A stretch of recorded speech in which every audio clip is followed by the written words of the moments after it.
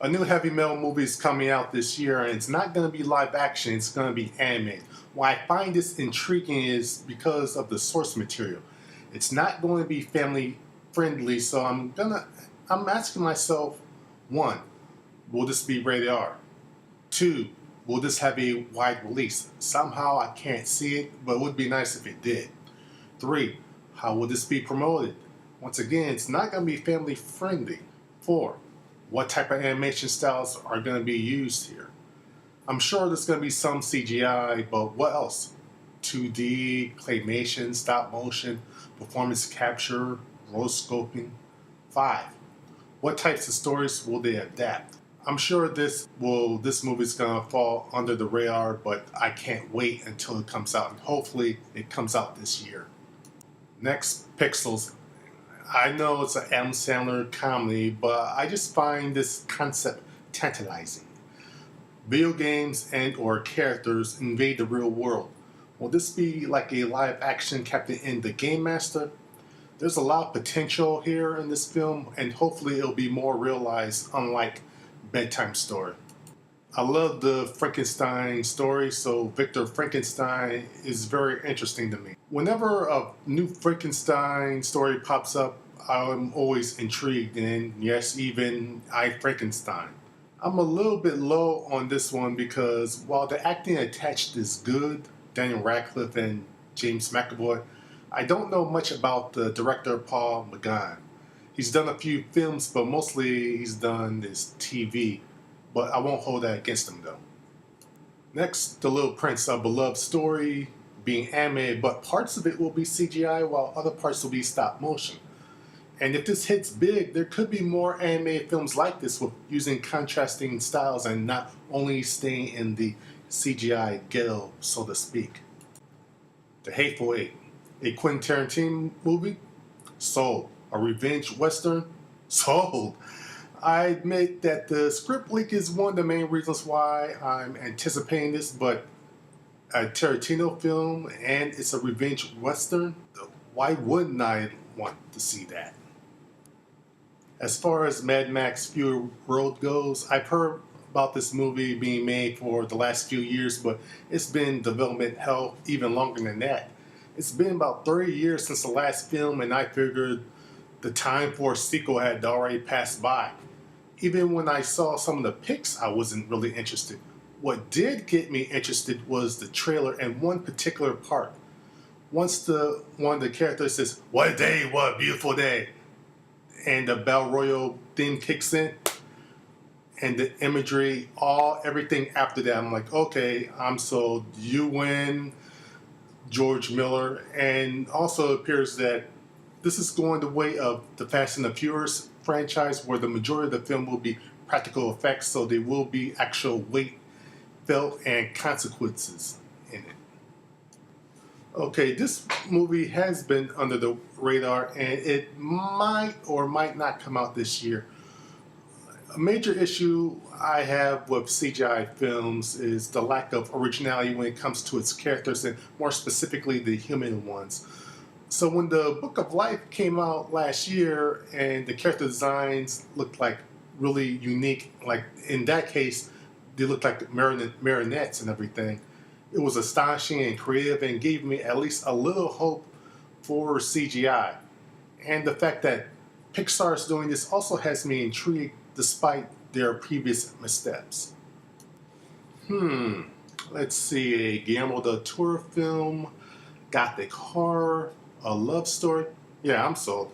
I really enjoyed Pacific Rim, and I'm going to see the sequel. However, I am excited that in between both films, he's making this film, and hopefully between Pacific Rim 2 and 3, he'll get around to either the proposed Justice League Dark film or Hellboy 3.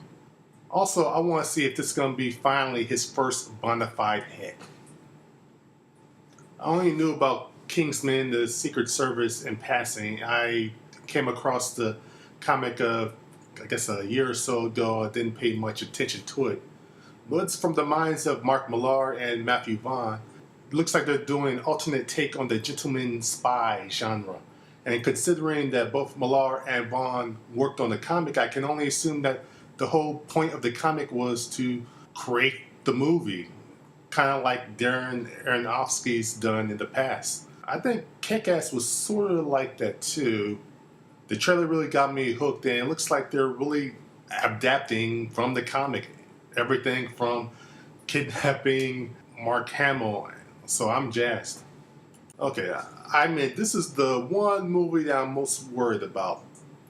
All of the previous Fantastic Four movies weren't good, but they had at least some fun in their own way.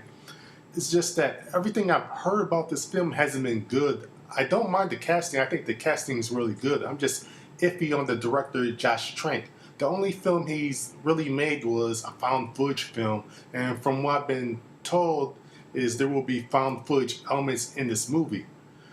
Will this whole thing be found footage? If so, I'm not going to see it. Well, maybe I will, even though I hate found footage films, but that's an entire different video I've done. Will 50% be found footage? 10%? The most troubling thing about this film, however, is it seems to be they're changing some very important parts of the Fantastic Four lore. It just seems that this is going to be more of a Fantastic Four movie, more in name than anything else. That said, I'm not going to try to be too judgmental on this until at least a trailer comes out, and hopefully that'll be soon.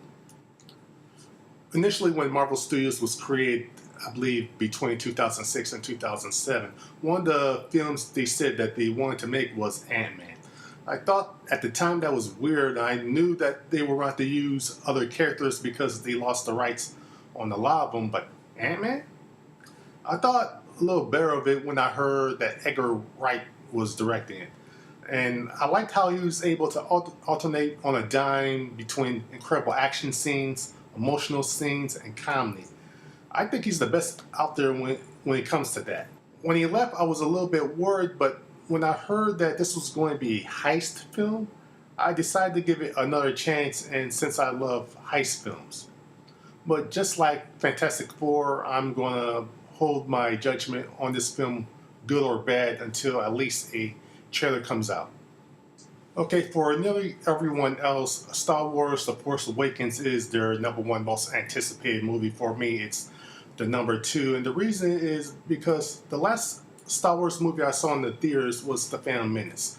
It was so lackluster, I didn't even bother seeing the last 2 films in theaters. The fact that the new Star Wars film is coming out does get me jazzed, add to the fact that someone else other than George Lucas is directing it. I don't believe it's a coincidence that the best Star Wars film made didn't have him as a director. It wasn't tough for me to put this at #2 because for a long time we didn't even get a title for this film. Heck, we don't even know what the film is about. Also, the teaser really didn't do anything for me. Yes, I know it's a teaser and it's supposed to only give you a taste and isn't the real trailer, but I just felt that the teaser only showed me random images without any context. Imagine a teaser from one of the earlier films of just a droid and a extra walking by, and that's what I felt that they showed. I get the feeling that for a lot of people, they're excited not because of the trailer, but just because there's a Star Wars movie coming out. I'll go into my last reason why this isn't my #1 with my #1 film, Avengers Age of Ultron. I liked the first Avengers film, but I didn't love it. Personally, I feel that Captain America, the Winter Soldier is a more solid and enjoyable film. While there are some great parts in the first Avengers film, I only seen that film once, and that was in 2012. I found it watchable in segments, but it's not something I would watch on repeat viewing though. That said, why I am excited about the new film is that it seems to be that all the issues I had with the first film will be addressed and hopefully cured with this one.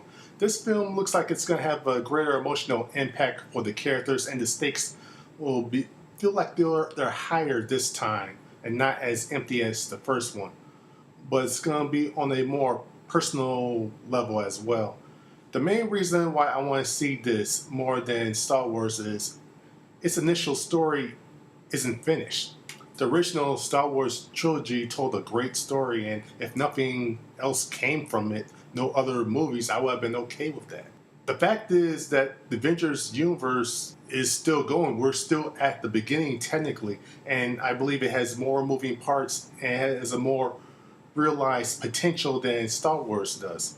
The Star Wars expanded universe is gone now. Currently, the 7 movies, not including The Force Awakens, but including the animated one from a few years ago, and the CGI clones and Rebels shows currently are the universe. Plus, every Star Wars film in tone is the same. Take a look at the Avengers movies, though.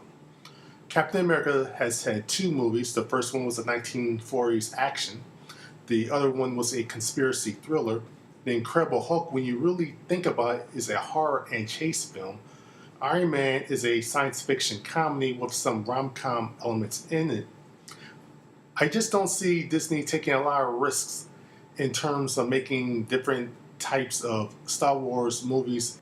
For example, I don't ever see them making a spin-off movie based off of a new character or underutilized character. Everything you've heard about possible spin-offs is from already existing characters. I just feel there will be more possibilities opening up because of Avengers Age of Ultron rather than Star Wars The Force Awakens. That and less lens flares.